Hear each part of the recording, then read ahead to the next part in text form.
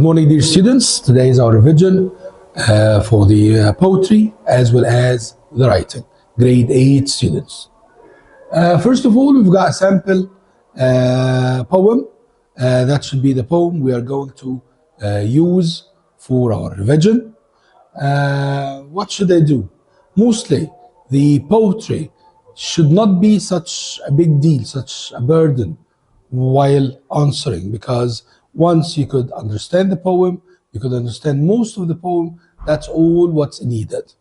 Then afterwards, we can extract the figures of speech, we can understand the literal language, that should be pretty easy. So, what is the first thing I should do? I should read the whole poem. I have a target out of this. The target is to understand as much as possible. Please do not translate into Arabic. The point is, I need to understand the general meaning and as many details as possible. But if there are some details I missed because of the misunderstanding of the word itself, that's no big deal, as long as I could understand as much as I can. So, night today. Night covers the town, a quiet guard, watching from above. Street lights blink slowly as if tired from a long day. Cars rest like sleeping animals, lined up in rows. Stars whisper to each other in the dark sky, sharing tiny sparks of light. The moon keeps steady watch, a patient friend to those still awake. Then morning arrives and pushes the night away. Sunlight stretches its arms across the streets and the world wakes up to begin again. Generally, we're talking about the sunrise time, starting from being still at night till the world wakes up again. Then the poem is full of figurative language to show us how quiet things are and to show us the rise of the light or the start of the day. Do I need to understand more? Of course not. As long as I could understand this far, that should be fine. Now we're going to check the figurative language. We have similes, we have metaphors, personifications. These are the literal devices that are used in the poem. All right. Once I have more than one literal device, more than a simile, more than a metaphor, more than a personification, the most important is not to try to show off or to try to show that you are aware of everything. Pick the easiest one for you. Get the easiest image. As long as you can clearly describe, you can clearly make the one who's reading what you're writing understand what you want to say. That's all. So when I have 2, 3 similes, metaphors, personifications, I don't need to pick the first. No, I need to pick the easiest to explain. As long as I can make my point clear, that's super, all what I want. All right. Night covers the town, a quiet guard, watching from above. Who is the guard? The guard is a person. So, what is the guard here? The guard is the night. The night is watching from above. Watching whom? Watching us. So, the night is a quiet, silent guard. Definitely personification. Right. More. Sunlights blink slowly. What's blinking? Maybe I don't know this word. Then I already can have the personification to the top. But sunlights blink slowly. Blink means, yes, to switch on and off.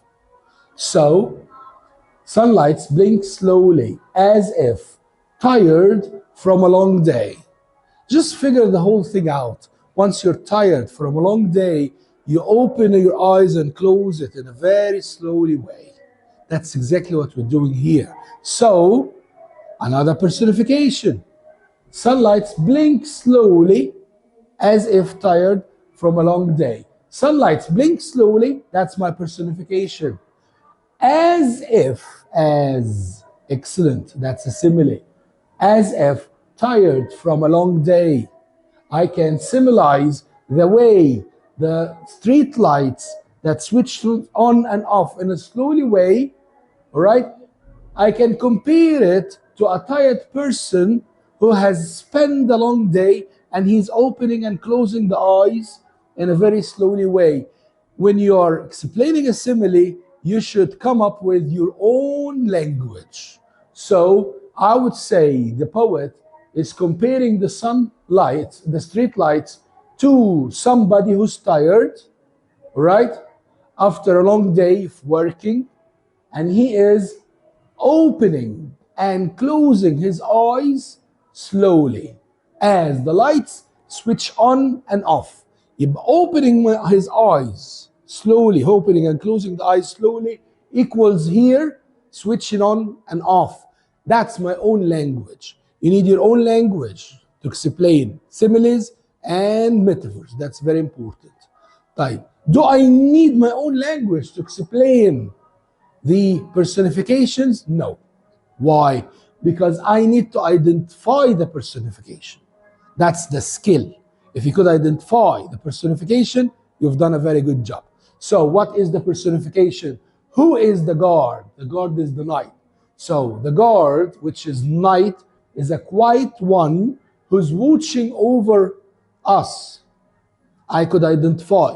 I don't need my own language in personification. But similes, yes, I need my own language. Cars rest like sleeping animals. Another simile, another personification. Cars rest can be a personification because who decides to have a rest? Person. Like sleeping animals, both of them become quieter. Another simile. Quieter is my own language. Make sure you know when to use your own language and when not to use it. Lined up in rows. Stars whisper, very clear personification, to each other in a dark sky. Sharing tiny. Who's sharing? The stars. Stars are able to share. Another personification. Tiny sparks of light. So I would say, what is sparking? The sparkling is the fire, the sparks of fire. So I can say that the lights are shiny as if it's fire. That's another metaphor. Shiny, my own language. The moon keeps steady watch, personification. A patient friend to those still awake. Who is the patient friend? The moon, another personification. Then morning arrives and pushes the night away. After all such personifications, I wouldn't choose morning arrives because, of course, I've had much stronger personifications. So I need a clearer one and I need an easier one to explain my own language. Sunlight stretches. Once you're waking up, you're stretching your body. Another personification. Sunlight stretches its arms across the streets. And the warled, personification, wakes up to begin again. Many personifications, many similes, many metaphors. It's a lot easier. Please use your own language. For metaphors, use your own language. For similes, to explain and only identify who and what is it doing in personification. Who is acting like a person and what exactly is it doing. That's all. We come to the last part, which is the alliteration. What is alliteration?